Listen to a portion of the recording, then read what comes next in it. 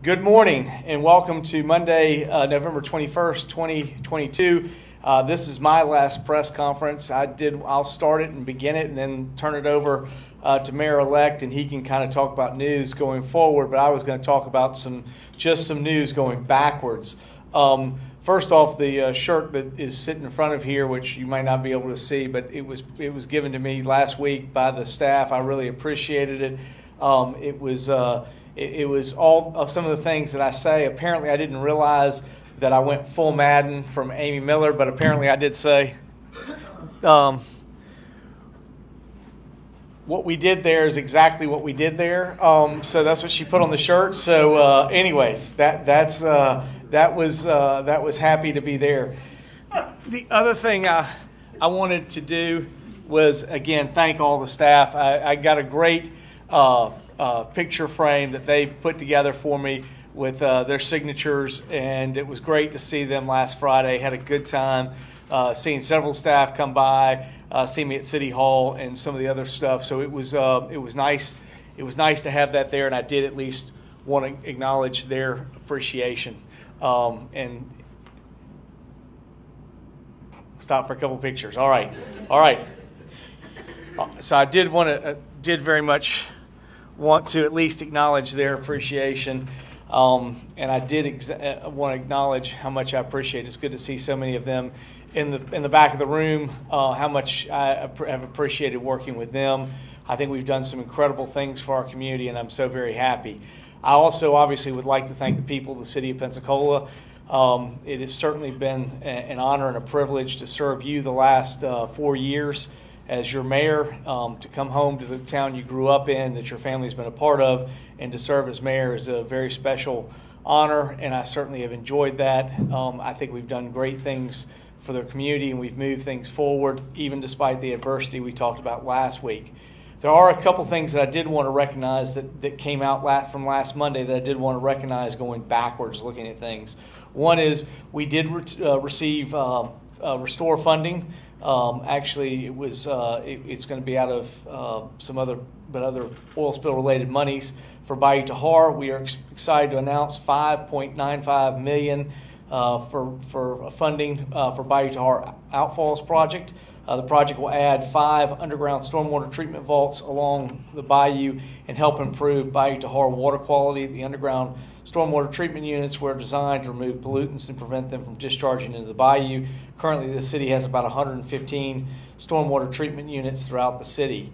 Secondly, also as part of that, from the EPA, we did get an award for Keith Wilkins and Rebecca Ferguson, and I believe we will be sending something out. Casey will be sending something out, but they were acknowledged with an award from EPA for some of the work that they had done, and we definitely wanted to recognize that and appreciation as well.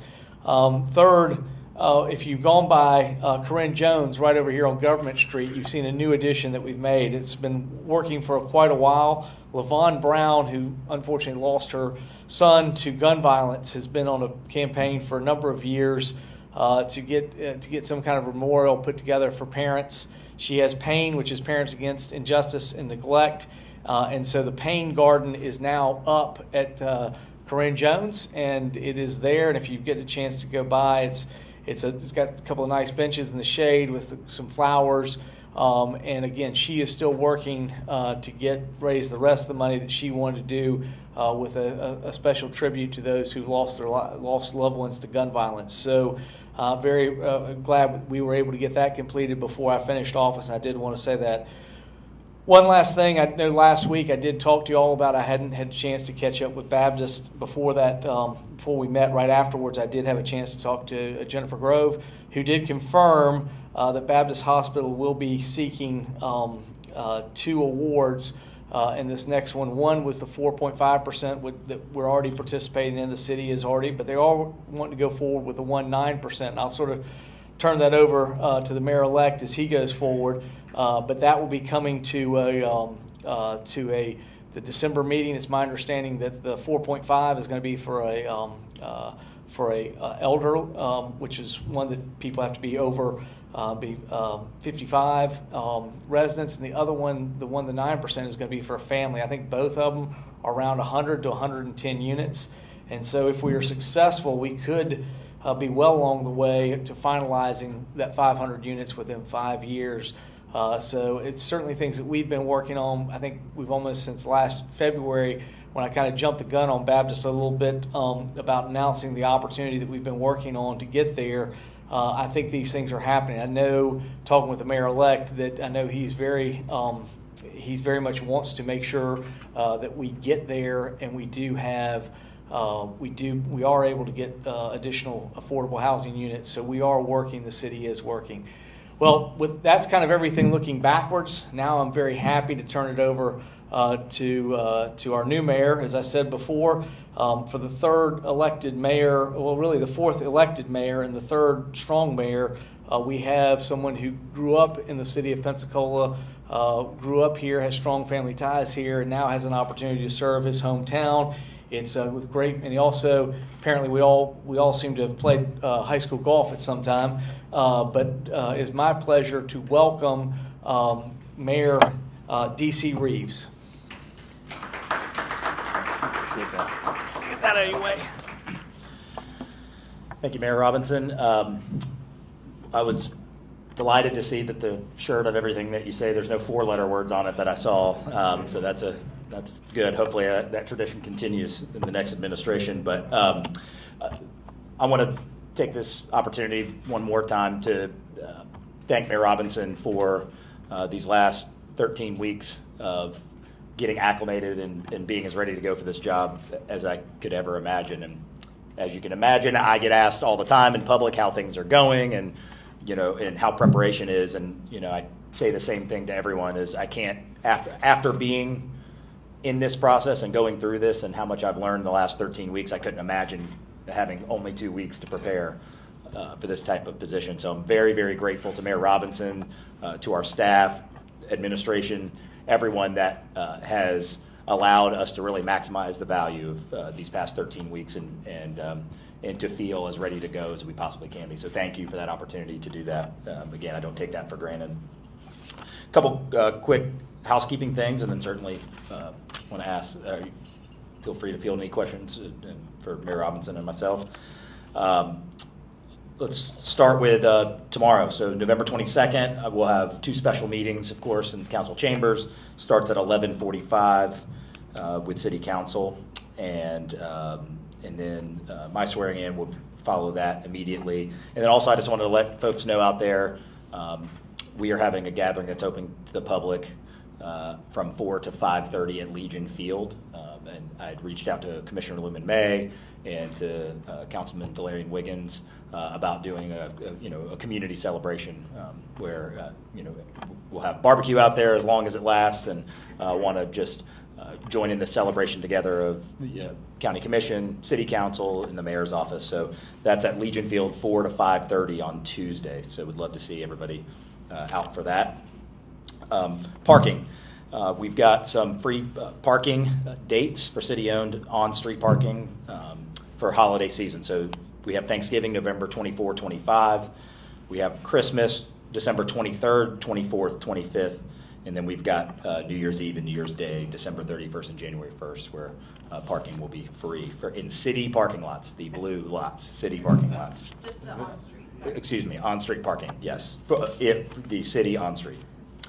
Let's see, last couple quick things. Offices, of course, facilities will be closed this Thursday and Friday for Thanksgiving, and that's the city admin offices, City Hall. The only exception, of course, is Osceola Golf Course.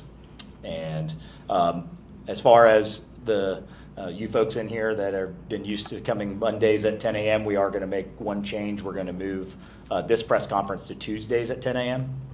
So we will have that each week, and then if there is a holiday on Monday, in those circumstances, we'll move, this press conference will be at 1 o'clock on Tuesday. So 10 o'clock the vast majority of the time, and then if we have a Monday holiday, then we will move it to 1 o'clock. But I think that's all the housekeeping that I have. So I just want to say how excited I am to be here, it already kind of feels, thanks to the mayor, thanks to the administration, it already kind of feels like, I don't know, that Wednesday is going to feel much different than today does, because I've been up on the 7th floor working with everybody, but when you have 14 months to think about, what this might be like, at some point you're ready to go and you have a little urgency to really get things started. So thank you again to Mayor Robinson, to our staff, our transition team. I guess I can quickly tell you that as well. Our plan is for at some point in December, within the first couple weeks of December, that report will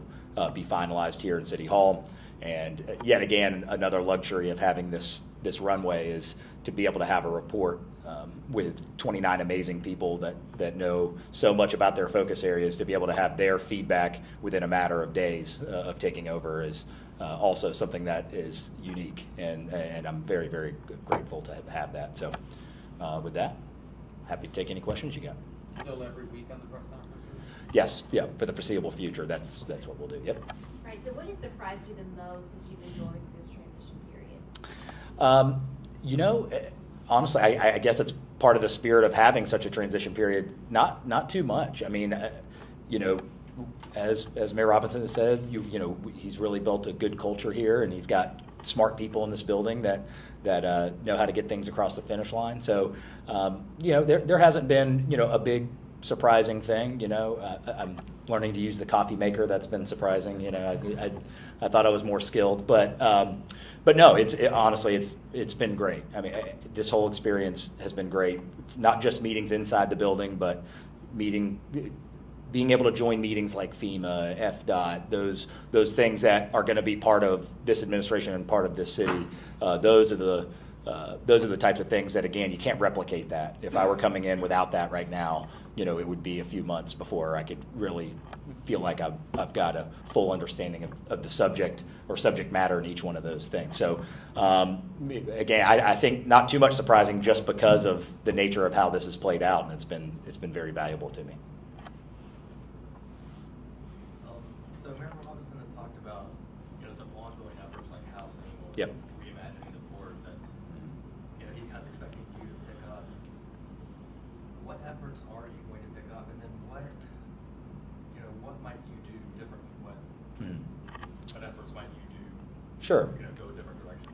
Well, I was just joking before this thing. My list of things that I would like to do has grown to like 6,000. But realistically, I think we are, in some of the examples you just gave, we're heading in the right direction. Attainable housing at this point will be our number one focus, because at the end of we can talk about anything else. We can talk about economic development. We can talk about wanting to attract business here. We could talk about the vibrancy of our community. And if we don't have places for people to live, and to live affordably, our teachers, our first responders, if we don't have that, we can work on the other things all we want, and we're going to always have a chasm between being able to get those things across the finish line. So I'm excited about the Baptist project. I've been involved. Another example of something I've been involved with now for weeks because of this transition, and I'm very familiar with. And certainly we will ensure that in these projects that Mayor Robinson mentioned, that we will find the funding on our side and make sure that we get potentially over 200 units across the finish line as soon as possible. It's still, all we got's an option to get there. Yeah, it's not given that we'll make Correct. it. And as a matter of fact, in the 9% deal he mentioned, in many cases, it's, that is not an easy deal to obtain. And so that it's not a guarantee, because we're going to fund it, is not a guarantee that this project will get, the 9% project will get across the finish line. But if we say we're going to be about affordable housing, we are where our feet are, and now's the time to make sure that we invest in it. Anything you might do different? I'm still evaluating processes. I would say, be it when the press conferences are, when we meet. There's some of the logistical things. Obviously, I'm going to have fresh eyes on, but I'm in learning mode still. I want to take 3-4 months to really make sure I understand and not jump the gun on changing something for the sake of changing it, but make sure that it works for people, and I always say the two things that when I ran my own business, I said were not allowed to be said is, that's not my job, and this is how we've always done it. And so it's okay if we keep doing it how we've always done it, but we're going to make sure that that's the right way to do it. So no, I would say, Jeremy, not at this time, nothing in particular. Hey, we're going to come in tomorrow and change this. But I think it's an evaluation process the same way Mayor Robinson, I'm sure, after a few months, did something different than Mayor Hayward. I'm sure there will be some of those things. But, I don't know that day one we're going to come in and change anything drastically until we get a real evaluation of how things are operating. Yeah. So some people are going to look at the affordable housing crisis and say, yeah, it's bad, but government doesn't have a role here. Sure. Could you maybe describe what you think the threat is to Pensacola and our future if government does nothing in this regard? Yeah, well, I can tell you, everybody thinks about an idea of, let's say an 1,000 employee business moved here, or we have one in town that's trying to grow employees, like take an ST Aerospace. Well, if they don't have anywhere for people to live where they can afford, how can they be successful? How can we get on a plane and say, hey, come move to beautiful Pensacola when your employees don't have anywhere to live? So I'll tell you, I think the holistic picture of economic development, because of the nationwide issue in attainable housing, people are starting to look at attainable housing not as something different than economic development, but that they go hand in hand. Look, to the extent of what role the city should play in, something, I'll use an extreme example of, should the city be, building large-scale things on its own to attainable housing? I don't necessarily mean that, but it's important to point out that supply period is part of attainable housing, and we do play a role in that. If someone comes to us to build 200 units, whether they're attainable or they're market rate, both of those things positively impact our ability to have people live here affordably. And so we play a significant role in that process, whether it's zoning, permitting, perhaps looking at things in the land development code that would allow us to be able to thicken our neighborhoods and provide more housing opportunity. I agree. The black and white of should the city or a municipality be involved directly in building affordable housing as opposed to how we can be a great collaborative partner. I really think the great collaborative partner not only is the right role for the city, but it's also something that I believe will allow it to get across the finish line faster, to lean on people who know how to do this and how to do it for a living. And Baptist is a perfect example of that. These are folks that know how to do this and are going to be able to just naturally get up units faster than we would if we were trying to take it on our own. So, but is it a threat only in thwarting people coming here, or is there a danger to us and our community and how it's structured right now? If we don't fix that problem, is there some other nature of that problem, of that threat? That's what I'm kind of wondering. Well, I think we are fortunate in one aspect, of course, being in the state of Florida, and you see the net migration numbers that are already happening, coming to Florida. I remind people all the time, taking over as mayor, I've got the good problem to have, which is people want to live here. We have demand. I mean, not every community can say that. Not every state can say that. There's mayors across this country who are coming up with every outside the box idea they could about how do we even get our young people to stay here and all that. Well, we have, through the efforts of city administration, private development, we've made this a desirable place to be. I see the threat as, it's a two-part process of attracting people to want to live here and attracting businesses to grow our wage index. All of those economic development things will not happen, will be stunted completely if we don't have the ability to house people. And, I've had conversations with thought leaders in this nationally. Chuck Marone with Strong Towns as an example talked about this exact issue in Pensacola, and he said, his example to me was, you could have a 2,000 employee business want to move to downtown Pensacola, and you're not ready for that yet from the housing side, and so I want us to get urgent and get out in front of that demand. And data shows, I've seen it, that we aren't building enough, period. So it's a two-pronged process. One is how do we build supply, period, market rate, any kind of supply. Like, how do we get more doors here first? And then second is those tactical approaches on workforce housing, on attainable housing at a certain AMI, that kind of stuff. Yeah, right. I got a question for Grover. Yeah. not gonna let you leave without a question. Grover, can you give us more detail on your conversation with Jennifer Grove as far as what that, I'm really not understanding what your commitment is. What our commitment is, I believe, is our or their commitment? well, what they need, they'll need the jurisdiction of where they're going to put their thing in to come in and make a commitment to What's that thing? to do a 9%. What they need is, I think, is it not seeing Marcy out there? Was it 4? Okay, I thought it was about 450, so 460, $460,000 for us to commit into the project. When we did the 4%, it's only 37.5. So we've done that already. So a developer could be successful in getting one of the 4.5s, and that's all the money we would have to put in there. For a 9%, we would have to put in $460,000. We've been working.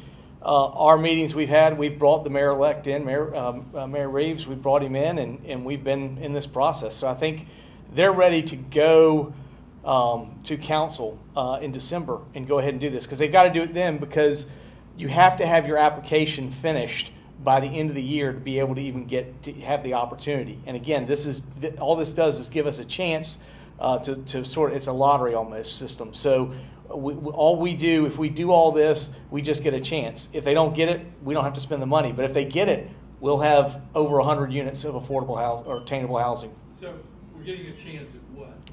We're getting a chance to win an opportunity for a 9% deal, which will fund 100 to 110 units of family attainable housing. Will Baptist build those? No, Baptist will be their partner. I believe their partner is Paces. Oh, so they have a partner already. Correct. Our understanding is they ended up going with Paces, and we will be working through this, and this will come to the December meeting. So that we've already been working on to make sure that the council's ready to go and see that. And I know the Mayor Reeves will be making that happen. I mean, it's an important part that we've been working on, and again, that's something we're certainly going to keep going on. And I can assure you, at least one thing, that staff is going to be very familiar, because I tell them all the time, just because we've done it always some way doesn't mean that's always the way to do it. The way to do it is to figure out what's the best way, and we've certainly been doing that. At this point, this is probably the best way. This is the shortest way for us to get affordable, attainable housing built tomorrow. And Paces is going to be the partner, and they'll be doing the submittal. But they need the jurisdiction where they lie, which will be the City of Pensacola, to commit to putting money into the deal, and that's what we've got to do.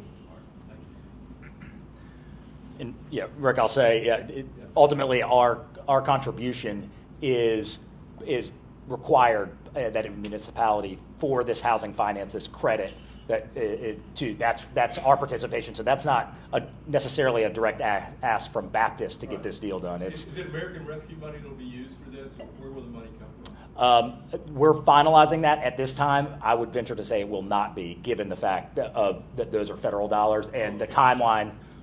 As Mayor Robinson mentioned, if this doesn't go through in December, we run into a deadline issue. So I would say, given the fact of that timeline and what the federal dollars, the procurement requirements of that, we will probably figure something else out. But that has not been finalized yet. I'll check on. We have multiple other sources. Yeah.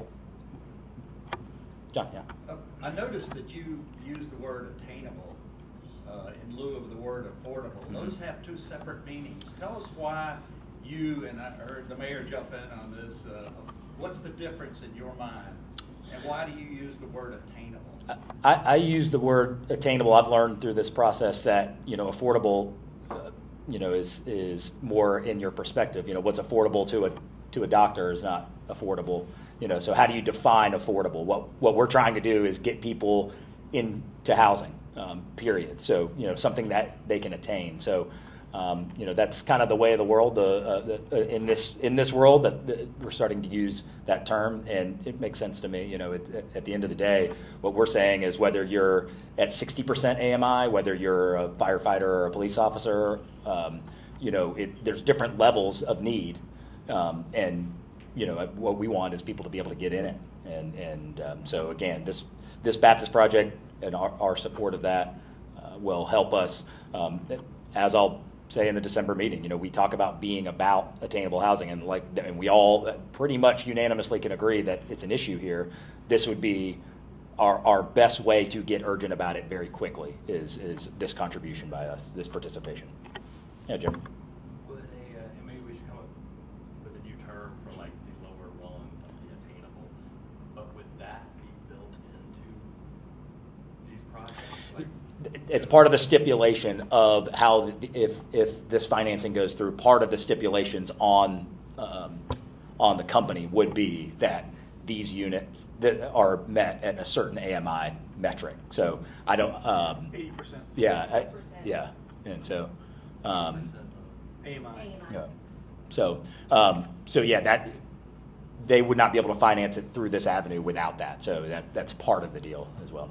And then also, I might be the only one that doesn't understand this, but when you say it's like a lottery and that we have a chance of winning, how would we lose? How would we not? So there's only a certain amount of 9% deals that are granted. So 4% deals are much more easy to obtain. And again, our participation in a 4% deal is like $37,500. I mean, so if someone came to us with that, you see those more often, but also on the developer side, typically just getting the 4% deal is not enough. You have to dovetail that with other sources, other grants, et cetera, to get it across the finish line. The 9 can stand on its own financially on the development side, but because of that, as you supply and demand, it's much harder to get. There's a lot of people in the state of Florida, looking to have those, and so that's why it's required. The city has to be a partner in that, and they have to have. I'm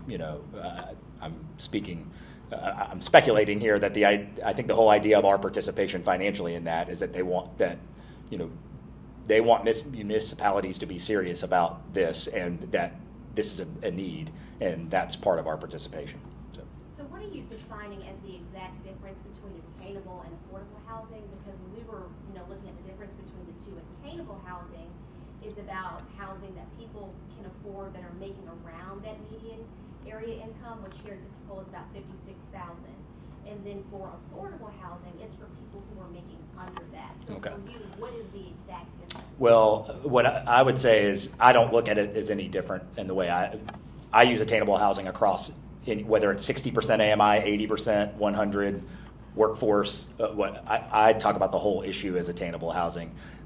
The reason I was saying I don't use affordable is not because I don't look at it as that there's one class of affordable housing and one class of attainable. I say affordable if we're saying we're improving affordable housing, well, that could mean anything. I mean, that could be, again, if somebody makes $1 million a year, they technically they're looking at affordable housing. So it's just a matter of a term of saying, hey, what we're trying to do is across all fronts, get people in housing, be it workforce down to, 40%, 60% AMI. And those are, so I look at that holistically. There is no, I don't look at it as. It just like sounds better to you? Is that just a choice that you're making? Correct. Okay. Yeah.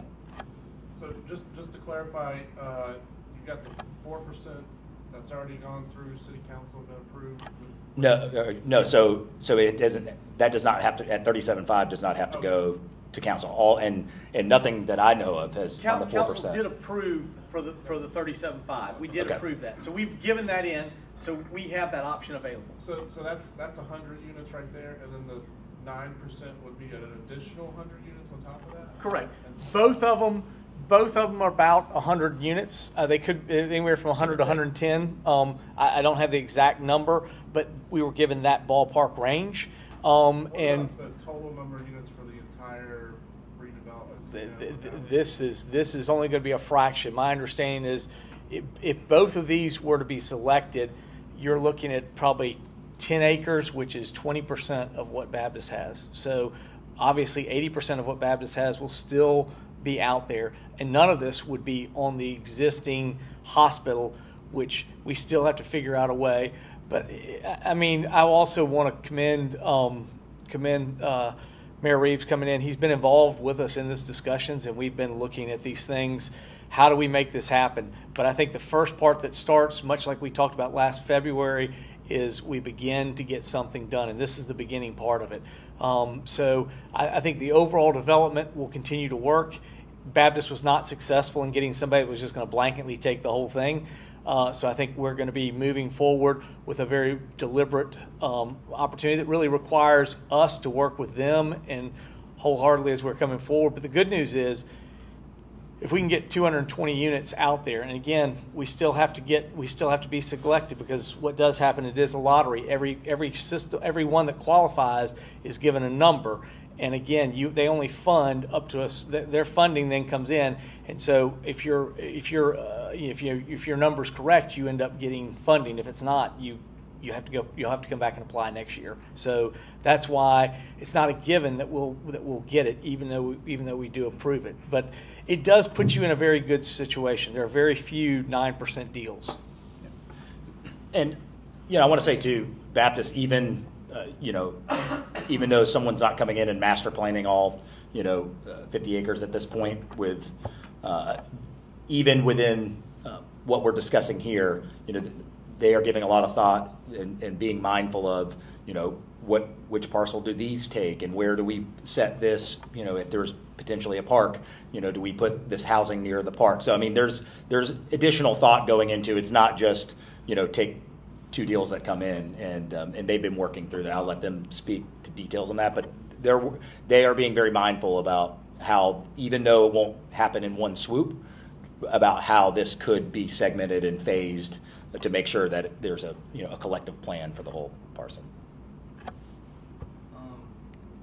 not to jump back on the affordable versus No. sustainable, but I mean, it feels, especially when we're throwing a bunch of money into this, or a big project like this, it feels important that we nail down these definitions, because I mean, it's 2 different problems. It feels like we're wrapping 2 different problems up, because if I make $1 million a year, my housing problem is much different than if I'm a teacher or a cop or a firefighter. Yeah. We've got 19 acres right here. We could build high-end housing. We could build high-end housing in Baptist. That's not going to solve an affordable housing issue. So, 2 different problems. Are we dealing with affordable housing or attainable housing? What's going to be built over here? So here's how I look at it: is if you went to Civicon, they talked about this specific data point that proves that, in my mind, I look at it a little differently. I look at that you can have tactics that help both, but we have to get away from this notion that it's either one or the other. It's either we're focused on market rate, or we're focused on housing that's specifically for a certain workforce, certain whatever. And here's the stat that always sticks with me. So if any city in the United States on average builds 100 market rate units, we snap our fingers and 100 market rate units are built in the community. What happens is migration, as they call it. Yeah, and so there's 5. But this philosophy sounds like it's beneficial to developers and not necessarily to people looking for affordable housing. I mean, yeah, people move and that housing becomes available, but that housing is not necessarily affordable either.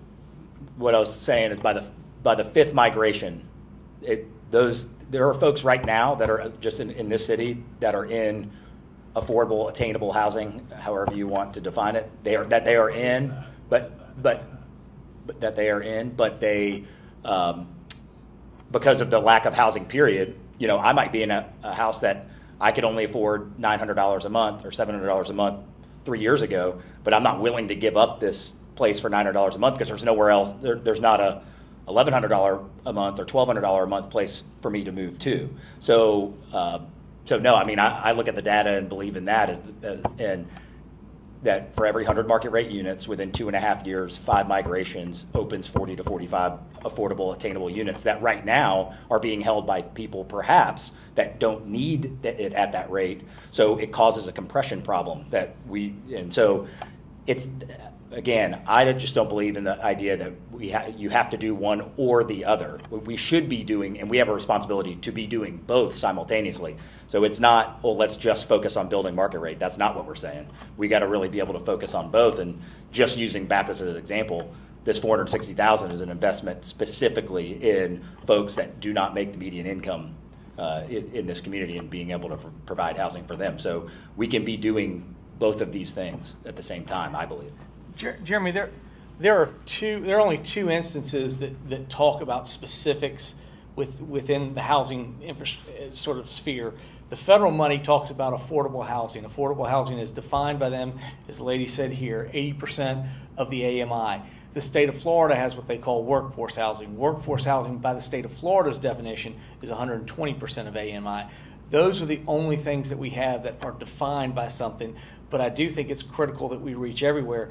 I think if you look at one thing, and I know that the Mayor Reeves has already also endorsed this part as we're working through with Marcy's group and got them looking at, I think what you're going to see, we've already said we don't have to do everything the way it's always been done.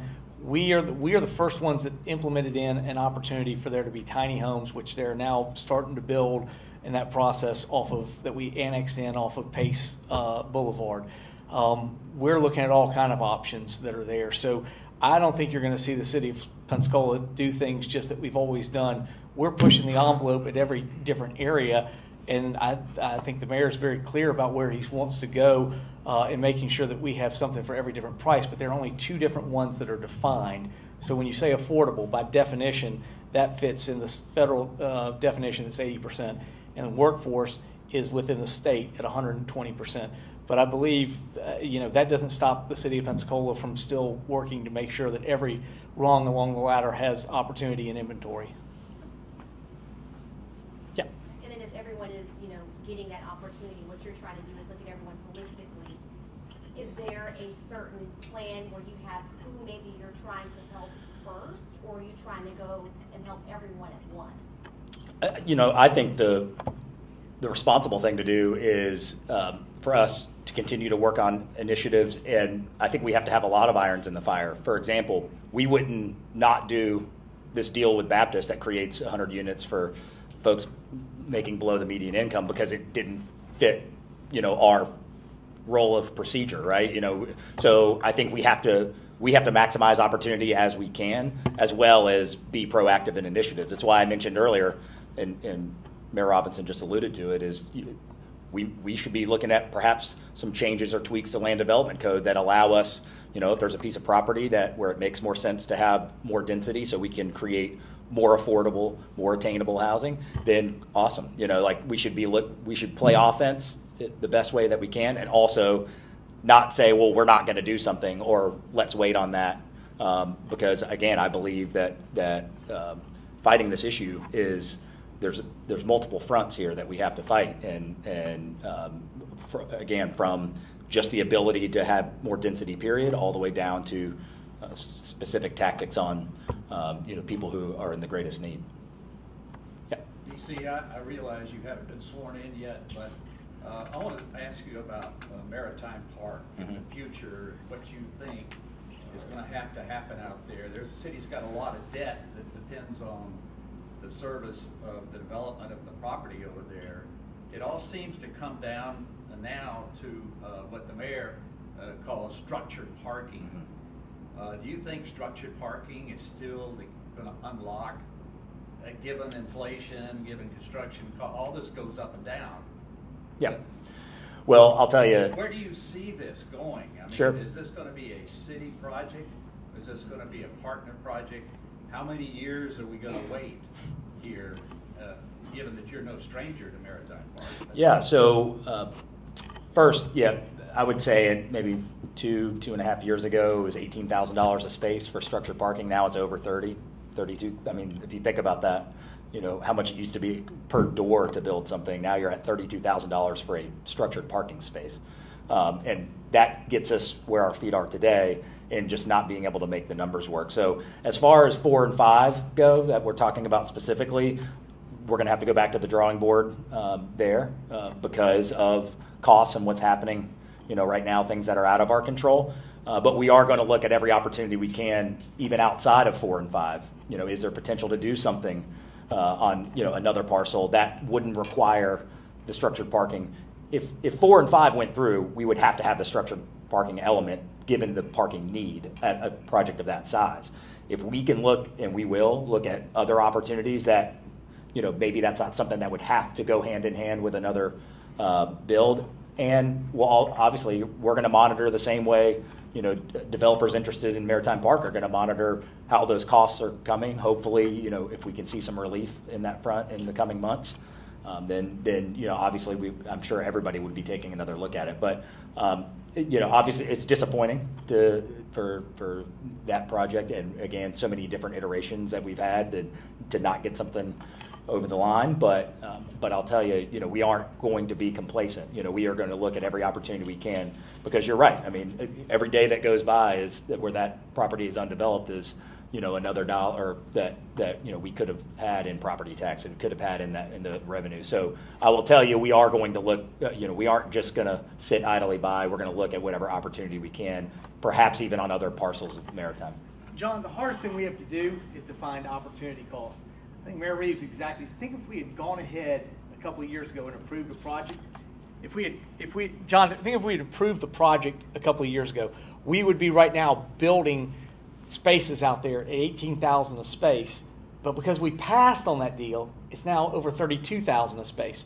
So it's the hardest thing that we have to do to prove to people is this opportunity cost, and let that sink in for you for a minute. We missed a deal. We could have had something there right now at $18,000 a space, and we passed. And now it's over 32. So you know, again, I think the next time this comes up, and if he has an idea, my whole issue is I want the press and I want the public to understand, if you don't think it can get worse, it can get worse. And sometimes we don't think about that, but that was a huge opportunity loss that we took. But with the hotel, these guys out of Austin that had the other property up there, are they still in the game? Yeah, I would say at this time we are continuing conversations on other parcels outside of 4 and 5. We're going to figure out the best next step for 4 and 5. Obviously, that's the big part of it, and it's where the surface parking goes. But again, nothing that's happened with any decision on 4 and 5 have at this point negatively affected us on other things that we can explore. Mayor, you had mentioned a couple weeks ago that the hotel developers were open to using the surface parking over there now. I know that Mayor Reeves has had those conversations with Andrew, yeah. So they're already they're looking at those options. So it's another example of, again, 4 and 5, because of how many doors we were talking about and how many parking spaces needed. There is no one without the other. You know, you would have to have addressed this. Given our current obligations for parking for all those spaces, it would have to be done. We have looked at it so far. We don't believe that with the hotel that same structured parking requirement, at least in the short term, would not be nearly as large as it would be for 4 and 5. So we are exploring that avenue as we speak, and as far as I know at this point, that would not be a deal breaker. That with no structured parking that couldn't be done. All right. Anything else? Thank you guys again. Thank you for being here, and you know, thank you to Mayor Robinson, staff, administration. I'm really looking forward to getting in here, jumping in, and getting after it. So thank you guys so much again for your time.